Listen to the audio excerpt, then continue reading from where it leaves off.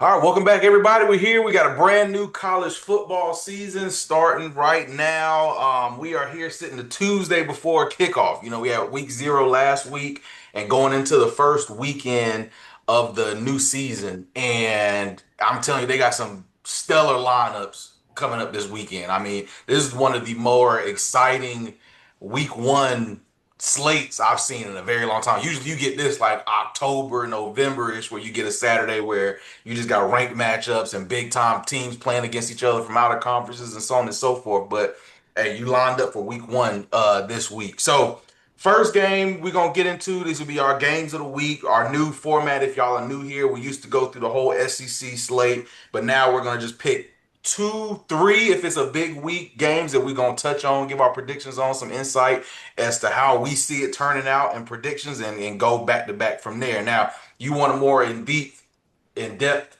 discussion, tune into the live streams on Sunday when we kind of give our review of the following week of how Saturday turned out and so on and so forth, kind of hit some major topics in a much longer format than it is will be on this one. So first game we got up this Saturday is Texas on the road going to Ohio State.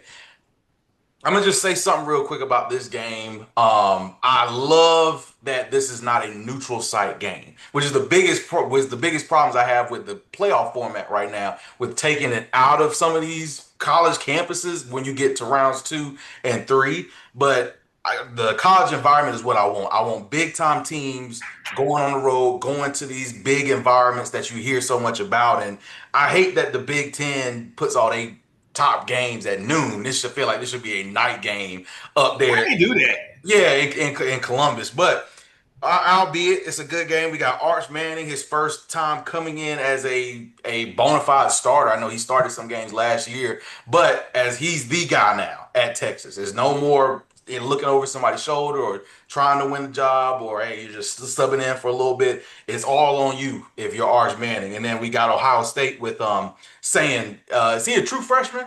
True freshman right now? Redshirt. Redshirt freshman. So he's been on He campus. might be redshirt sophomore, to be honest. Okay, yeah. But still, He all in redshirt that all, year at Bama, and then he had the season last year where he was behind Will Howard. that's right. He Yeah, started, I think. Yeah, I think he might be redshirt freshman, sophomore. yeah. So all in all, they're going into this game. Ohio State, as of Tuesday right now, 2.5 point favorite. I see that I want to say it's a kind of even contest, and the line is kind of showing that.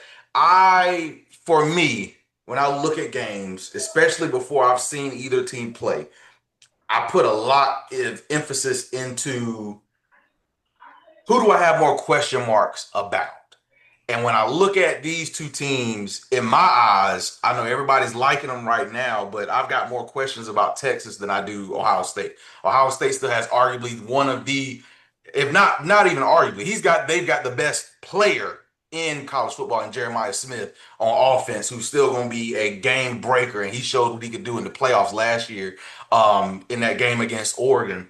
And then even on defense, you got Caleb Downs, one of the best defensive players in the nation, also that's going to be lights out this year again. So those two, I think you look at that, and then you look at what Texas has, and you say, hey, who's got the better chance in this game? And I think Texas going on the road, Ohio State at home. You've got the big time environment. It's a sold out game. Um, Everything you can think of it is like, hey, screaming Ohio State. So for me, defending national championships, I got to go Ohio State getting this win over Texas in game one. So I absolutely am there with you with Ohio State getting the win. I'm going to get that out the way. But the reason behind my thought process is kind of like what you just said, man. You know, we don't know. There's a lot of unknowns. The quarterback unknown, I'm gonna call that a watch. Mm-hmm. The coaching, which is not an unknown, I'm gonna give it to Ryan Day because he got a chip. Okay. He's got the best offensive player, Ryan Day does. He also has the best defensive player. Okay. He also has a ton of momentum as a coach. Sark, last game I saw him play, well, not the last game I saw him play, but the game before the last one against Arizona State, he almost lost that game. Mm-hmm. Now, granted, Arizona State played a very spirited, game. But what I'm talking about is what was going on at the same time, same week last year, and what coach was on a better trajectory, and that was Ryan Day.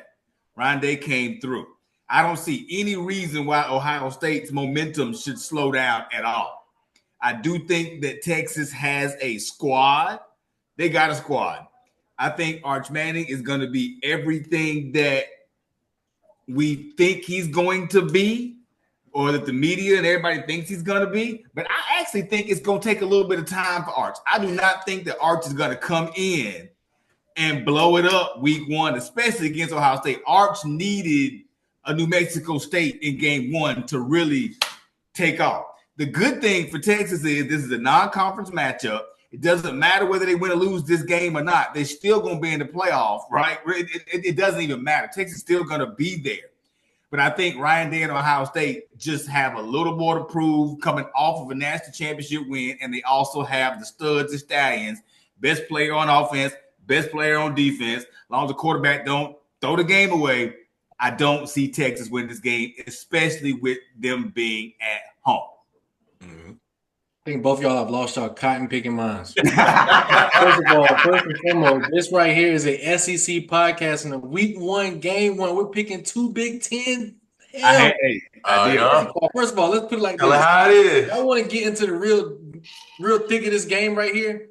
Texas is by far, to me, the bigger winner in this game. I think they're going to actually blow this game out by 2 touchdowns. I think it's going to be a reverse type of game of what it was last year in the conference playoffs. I think it's going to be an exact replica of what that game was, but reverse. The biggest things for me about Ohio State, the reason why I don't think they're going to be the same team they was early in this season is, one, because of a fresh quarterback that has not played a starting snap yet in his career. That is huge. In your first game in your career, you're going against the number one team in the country, a defense that's bringing a lot of players back that was hurt last year, really wouldn't get to finish it off like they wanted to, that are hungry, that are SEC ready, the SEC defending champions. Come on now. We got to give some respect to what Texas got going on. They're not the same team as last year because of their quarterback situation. Now, I'm not as big on Arch Manning as a lot of people in the realm of college football is Paul Feinbaum. Can you get off the man's privates for a minute and let him breathe? But I think he's going to be a quarterback that's going to be a game-changing player by the end of the season. So, yes, game one, Ohio State has the 2 better players. But by the end of the season, I think Arch Manning is going to be the best player in the country.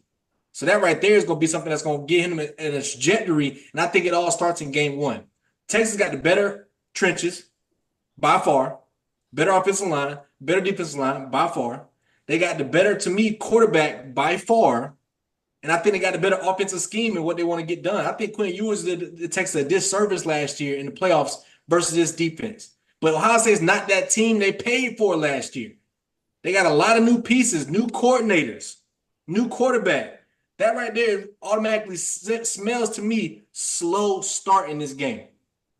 I think Texas can get up early. I think Texas can get up in a way where they can start running the ball and be an SEC type team and it's not in a shootout type realm. To me, as Ohio State's game plan, you just stop everybody on the field named Jeremiah Smith. If we lose the other players on the field outside of him, I can deal with that. But I'm not letting this guy beat me, and I'm not letting this quarterback get into a rhythm. So I'm sending a lot of pressure. I'm getting his eyes mixed up through shells and coverage. I'm really just throwing off Ohio State's game plan early to make things rattled in this game. And I think if they get rattled, this game is going to be a long night for Ohio State. So I think y'all got to stop sleeping on who Texas is as an overall team.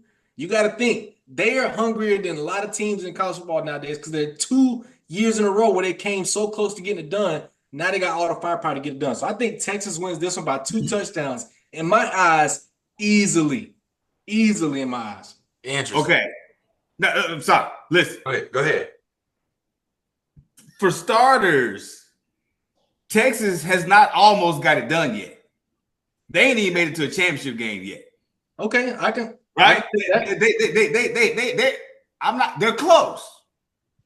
And hear me out. There are a couple plays close. Yeah, a lot of guys that beat them last year are not coming on this field this first game. Right. I feel you. Listen, I feel you. But listen, I am a Sark fan. Listen, I ran Ryan Day through the mud last season because I questioned his overall ability to run a top caliber Division I. Talk about Ohio State, Alabama, Texas, Tennessee, like upper echelon program. He got it done. I'm not going to sit up here and give him the world because he got it done last year with a superior roster. I'm not going to do that. But what I am going to do is I'm going to give Sark a little bit of hell because he has not been able to push through yet. He's not been able to. Some of the play calls in that Arizona State game, and I hate to keep going back to that game, but that game had Sark written all over it.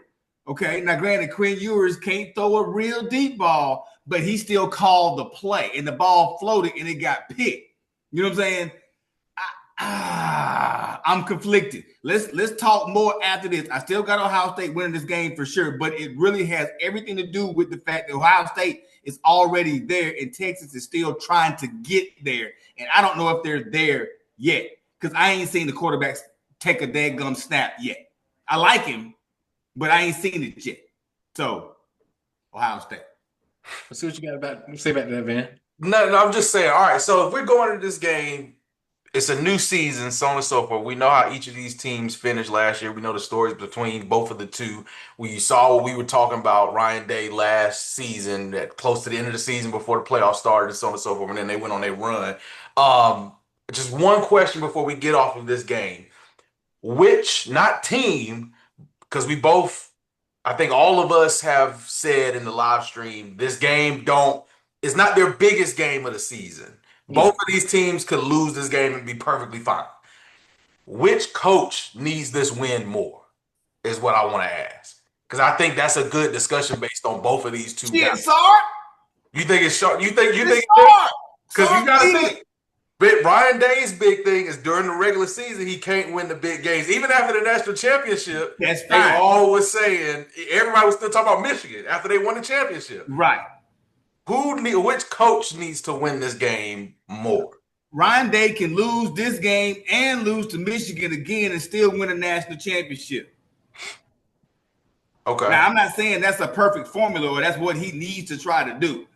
Both these coaches coming out here trying to win this football game. I believe these coaches are going to throw the playbook like out the window. Like I'm talking, I believe this is going to be one of them tone setters like Miami and Florida State used to be back in the day when y'all was kids. Y'all would look back in the day when they was missing wide right and wide left, when Bobby Bowden was the coach of the Florida State and Miami had, these whatever. But I believe this game should be played like that. Leave everything on the field. Let's see what you got, mistakes or not. And let's go from there because you got a whole season to play after that. The truth is, Ohio State doesn't really have an opponent like Texas on their schedule in their conference until they get. Huh? It matters. Yeah, no, it does matter. It does matter. But for this game in particular, that's fine. We'll deal with that later on as far as Ohio State and their schedule is concerned. But I just believe Ohio State got enough to get this done today. Texas, on the other hand, is going to be more battle-tested in the end. This could be a rematch in the end, with Texas being more battle-tested because they had to run through a better schedule than Ohio State did and to be some get-back. So, it's going to be exciting, but I think Ohio State got too much this early in the season. So to answer the question, I think the answer is Shark. Texas head coach Sarkisian has the most to lose in this game right here based on what his past 3 seasons have been. That's really what it is. If he wins this game, he might as well get a contract extension right then and there because they're happy with what he is and he can win big-time games. I think the biggest difference what this game is going to be for Shark is going to be just be able to have adjustments on what you've seen. I think he's seen everything college football has to throw at him. And he's seen this team before. There's a lot of coaches that need those stepping stones to be able to see what things are, experience certain things, and see what certain things are like first, and now be able to go back in that room, have an offseason to put things together to specifically get the job done. I think that's what Ryan Day did last year. I think he knew had a certain formula about, okay, I know how to get a job done. And with a 12-team playoff now, is a little bit less emphasis in my mind as Ryan Day on Michigan. So we can lose Michigan but still make the playoffs. I do not think that's going to happen this year. If they go through that path again, I do think they're going to miss the playoffs going that late in the season just because there's too many teams right now that are in the mix for big time moments, even in the Big Ten. So I think that formula they did last year for Ohio State is not going to work. But for Texas aspect of it is, I think they are the veteran team all around. And I think that is going to mean something in this game. If this was a night game in Ohio State, I would feel totally different about it. But 12 o'clock games, I've seen teams go in that stadium and give Ohio State a run for their money.